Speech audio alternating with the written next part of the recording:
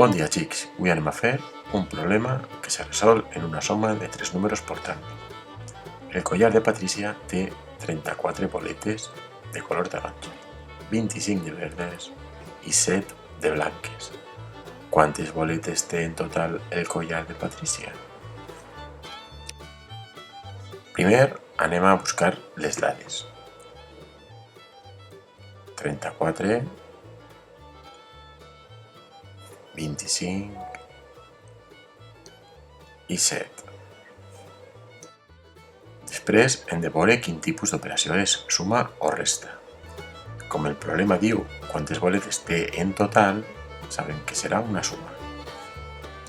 Després col·loquem les dades en el lloc corresponent, tenint en compte que les unitats van sempre baix de les unitats.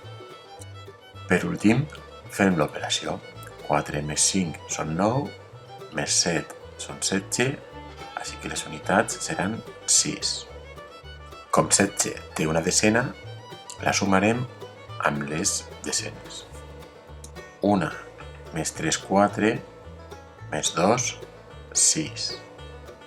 El collar de Patricia té 66 boletes.